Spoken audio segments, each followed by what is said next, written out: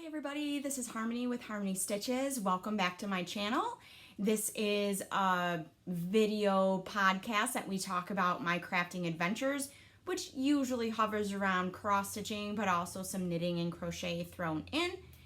And today is August 29th. It is about 8 a.m. It is super hot up in this spare room already this morning, so we're just gonna go ahead and get started so that way maybe I can go downstairs sooner rather than later where the air conditioning is.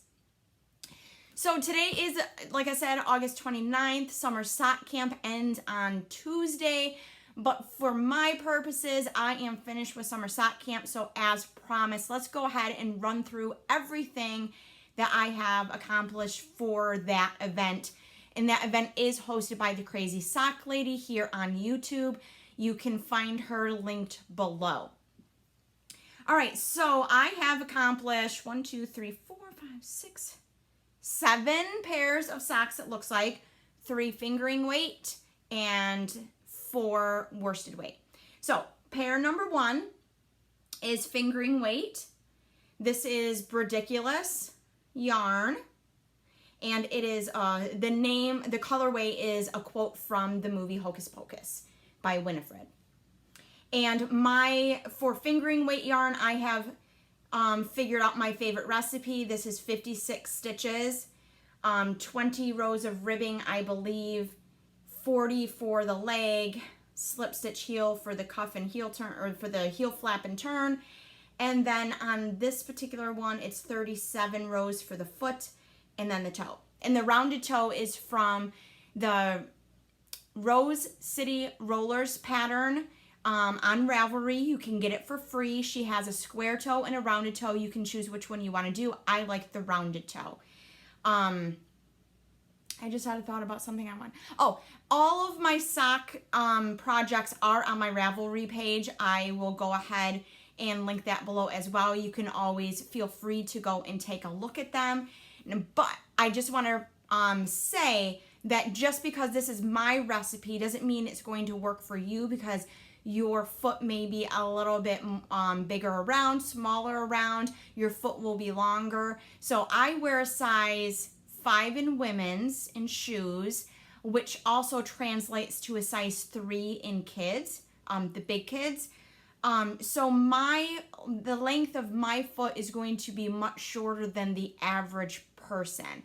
So in fingering weight, I only had to knit 37 rows on this one for my foot, and that is counting from the end of the decreases of the gusset.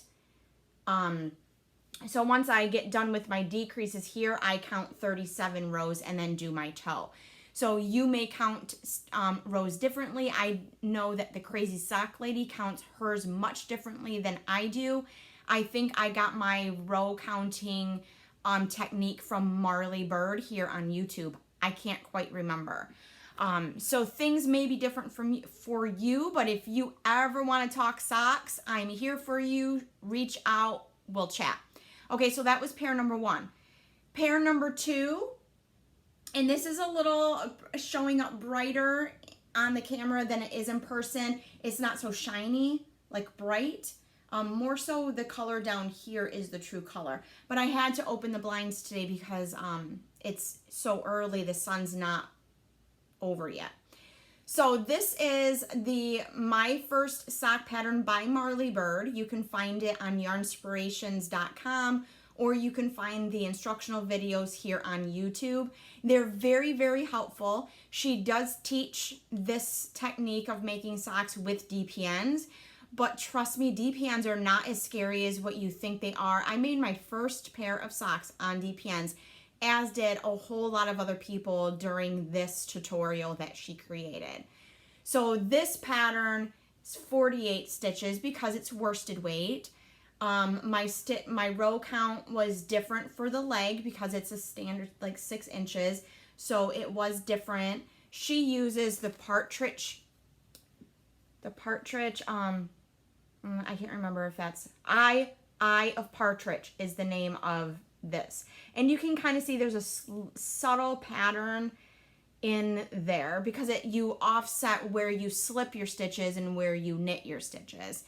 And then of course my foot is a little, I didn't have to do as many. I only had to do 21 rows, I believe, before I put the toe on. So that was pair number 2.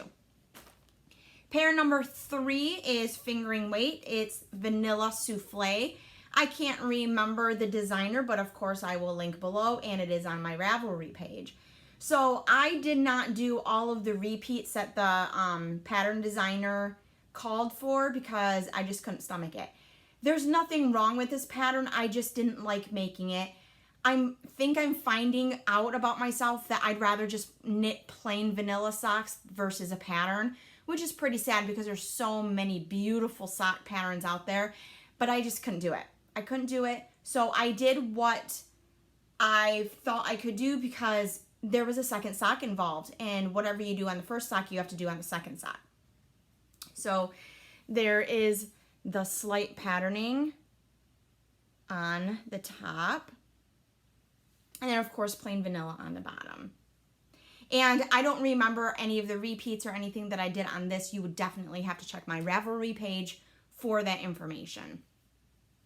Sock number 3 is another My First Socks. This one is using suede. Oh, the purple pair is Regal.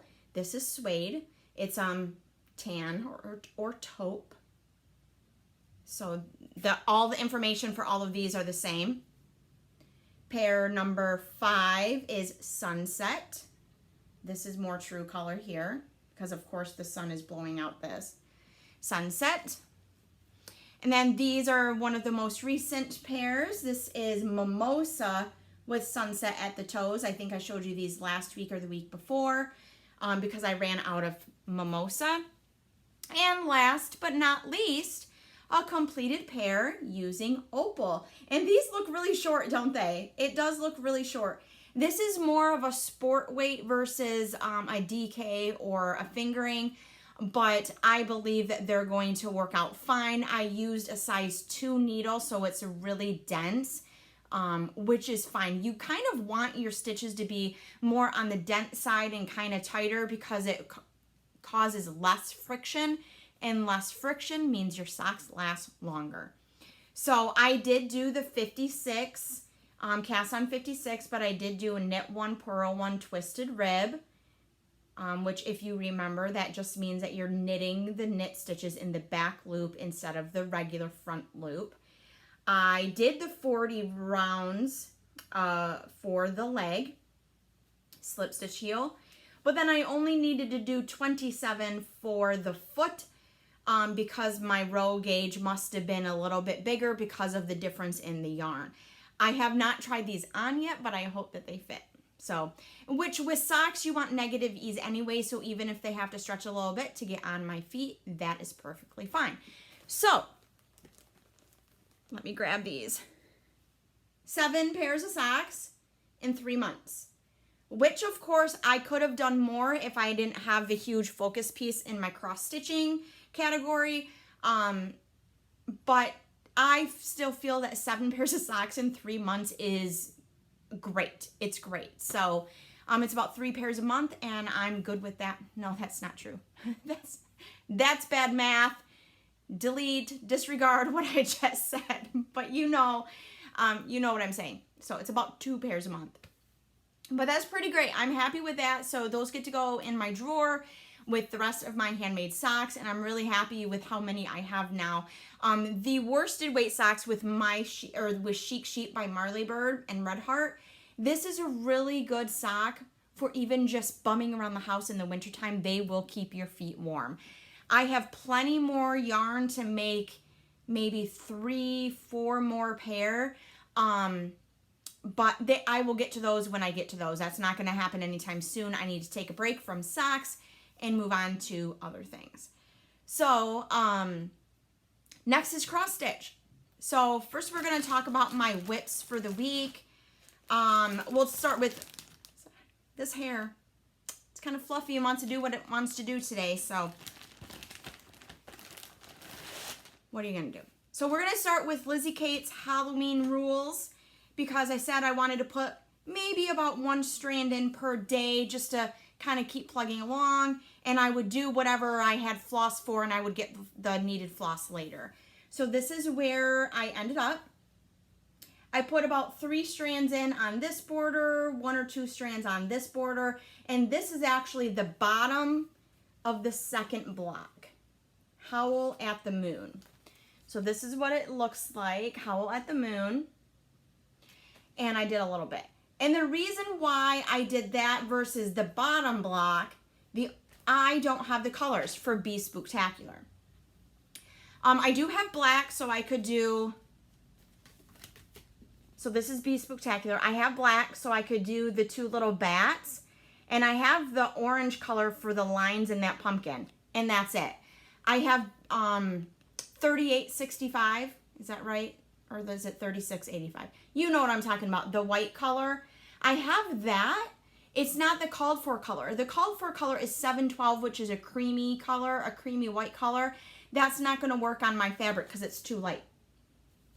3865 didn't work either. So I think I need B5200 and I am all out. So I skipped up to Howl at the Moon, which is fine. That was my plan anyways, just to keep going with the floss that I had.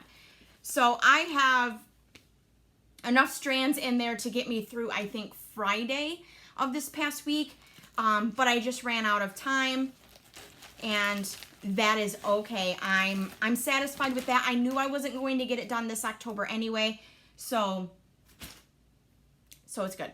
Okay, next up is wheel spin. Wheel spin was Little Halloween Quaker. Is that the name of it? I get it mixed up.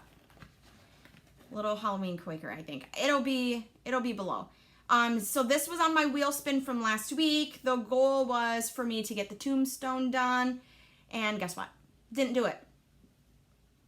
I finished this part across, I finished the border here, and then I started filling in, and that's as far as I got. Kind of disappointed with myself on it because I know that I could have, but you will see why here in a second where I didn't get to this. I got distracted. Big time. So, distraction number 1. Sunday after, last Sunday after I filmed my video, I watched somebody else's video and I saw a pattern and I instantly said, that's for so-and-so for Christmas. So I'm going to put a picture in here of what it looks like. And this is how much I've gotten done so far. So not a lot, but this is, oops. Okay, so sorry, let's back up. Little Quaker Halloween was stitched on a 28 count linen of some kind by Picture This Plus. I don't remember the name of it. It's like Storm or Stormy Night or something like that. Lizzie Kate's Halloween Rules is stitched on 28 count Monaco that I coffee tea dyed myself. This is on 20 count white Aida. And I thought it would be perfect. And it's going to make it a little tiny, and I can make some sort of it'll be a bigger ornament, but it'll be an ornament for Christmas. This person loves this movie and says this quote all the time. So when I saw it, I'm like, oh my gosh, that is for her. And that's what I do for work. I do for my coworkers. I don't necessarily give them all a Christmas present every single year. I give whatever calls to me at the time. So if it calls for these 3 people, then those 3 people get a gift. If it's for those 3 people, those 3 people get a gift. And that's just how it goes. That's all the time I have. That's all the money I have. And it just has to do. Okay, distraction number 2. I saw this on another video. And I don't tend to, you know me, if you've been watching for a certain amount of time, I don't necessarily tend to run out and buy all of the patterns that I see on the videos. But this one called to me. My family liked it, and I couldn't stop thinking about it. I don't know why. I just could not stop thinking about it, and both of my family members said, buy it, get started. So they may not have said the get started part. I did that. So here's a picture. If I haven't put it in yet, can't remember if I said that or did that already. And this is Super Mario Brothers 3 World Map 1. And so if you're familiar with Super Mario Brothers at all, these are the little cactuses on World Map 1. They do show up, I think, in other little worlds. But this is the stitching. We went to the Henry Ford Museum yesterday. as a treat for my daughter because today, August 29th, is her 17th birthday. Oh my gosh, I might die.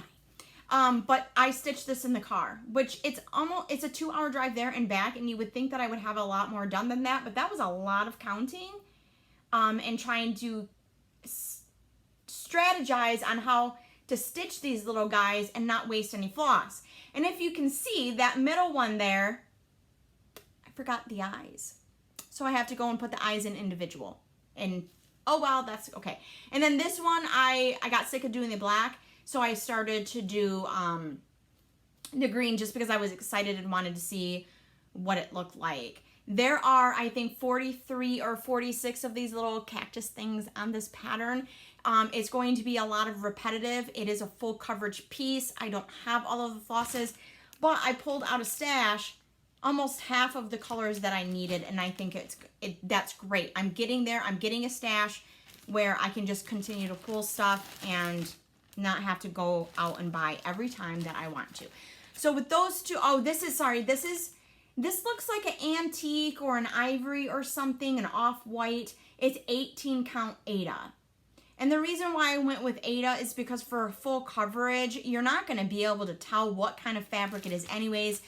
I don't have to be fussy. And the ivory actually will lend itself to the main background colors. They're kind of sandy colors. So I figured that this was going to be good. My original thought was to do on 20 count so that way they could be even smaller. But I don't have any. That's like one of the last pieces of 20 count that I'm using for the You Serious Clark pattern for Christmas. And I don't have nearly enough. I just have scrap pieces of 20 count.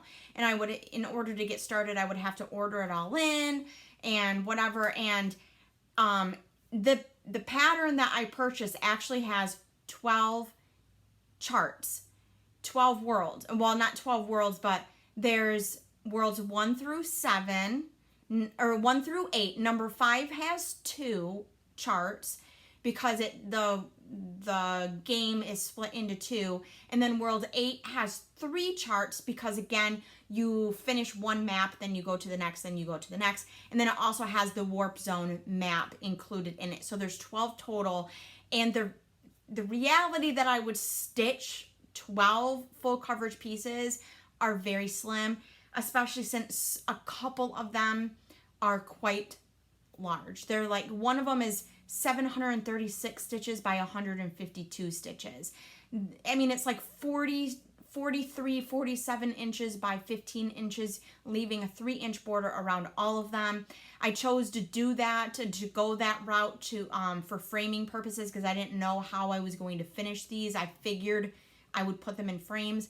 So the chances that I'm going to go back and complete all of those charts out of that purchase are slim to none, just because I know myself, and there's a lot of color changes, a little bit of confetti here and there, and so I wasn't going to go ahead and order fabric when I had some at home that would work for probably the only chart out of the whole set that I'm going to make. So that is that. So now we're down to Pandemic, my focus piece of the year. I started this on January 1st of 2021. My goal is to have all of the stitching and all of the back stitching done by the end of October. I do believe I'm on track. I am keeping up with my strands of floss that I want to put in each week, or each day even, which is 8. I was behind a little bit yesterday because we did go to the Henry Ford and we were gone like all day, but I managed to get 6 strands in, and I finished the remaining 2 strands for yesterday this morning before I came up here. So let's show you Pandemic. I think this is page 3 and 8 of what I'm working on. So this is page 3 here, and then underneath of this flower is page 8. So I am, I don't know, maybe 1/3 of the way done with page 3. There's a little bit more of the banding that goes up here, and then a big motif here in the center. And then in page 8, there is some stitching down here and down here, but I can't get to it because my Q-snap or my frame is too close. I want to start at the bottom and come up because that's the way that I like to stitch. and it will keep me on track, and I think I'll be less confused. So I'm just doing the pieces that I can get to at the time. I will go back to that bottom section later on when I do move the frame. I do know that I am missing some stitches here. I circled it on my pattern. I have a PDF for this, and on my books app, I just circled it so that way it will catch my attention later and can go back to it. And last week, someone did point out that I may be missing something in the previous page.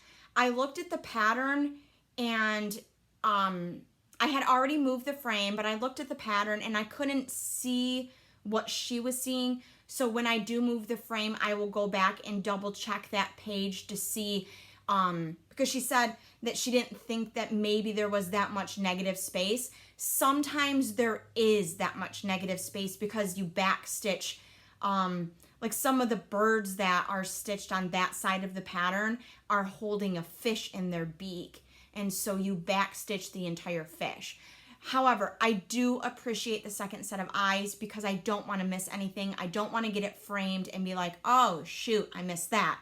I believe it was Peggy that had mentioned that one of my deer on the left side was missing its spots.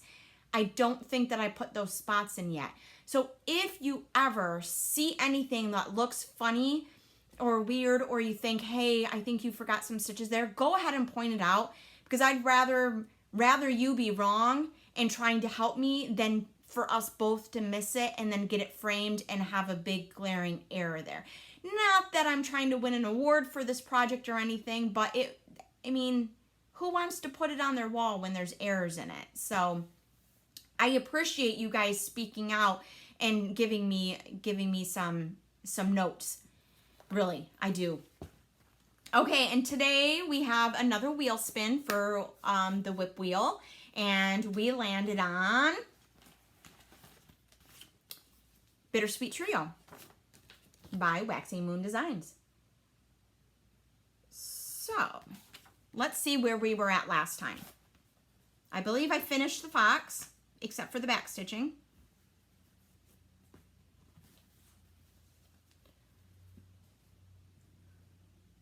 While I'm thinking about it, Pandemic is stitched on what I believe to be Antique White 28 count Monaco. This is stitched on 28 count Monaco, which I was told was Dove Gray, and then I coffee tea dyed it just to give it a little grungy Halloween-y look. I think I'm using the lighter side. I think the back is a little bit grungier. Yeah, see that? I chose the lighter side of this fabric. When you dye something, if you're using RIT dye or organic dyes like avocado pits or marigold or anything like that, turmeric, you're always going to end up with a lighter side versus a dark side. And same when you coffee tea dye, it's just natural for one side to be lighter than the other. So on this one and Halloween Rules, I am using the lightest side. And Halloween Rules actually was the piece that I originally coffee tea dyed for the Alice in Wonderland sale. And remember, I may have burnt it. Like, overbaked. Okay, so this is the fox.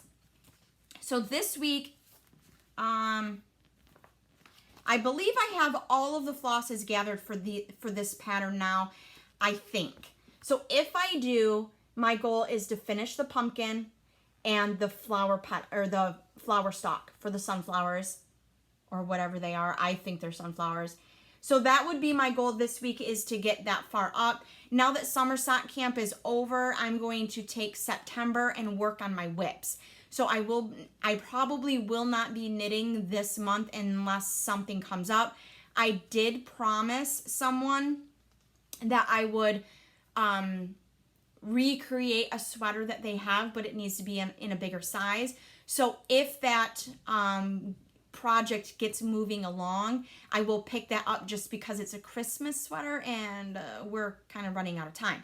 But if that project doesn't go anywhere, then I'll just stick with cross stitching. I really need to finish something. I haven't finished a cross stitch project in a while, and I am out of bags. I've grabbed some Ziploc bags out of my stash that I've used previously before I made my own or purchased any. And then I even grabbed one out of a brand new one out of the drawer. So that can be. I have to finish something. Now finishing this, it's not going to happen because I'm stitching them all together on one piece. But if I can at least get that part done, and then even if I have time to continue the border, then I will do that, and I will be super happy with the outcome, because then I just have the Bittersweet and the rest of the border to do the next time this comes up, and then I can move on to the next chart, which I believe is the squirrel. Actually, I think I decided to stitch these in alphabetical order, so it would go crow, squirrel, fox. That's not right, because the fox is last and he's an F.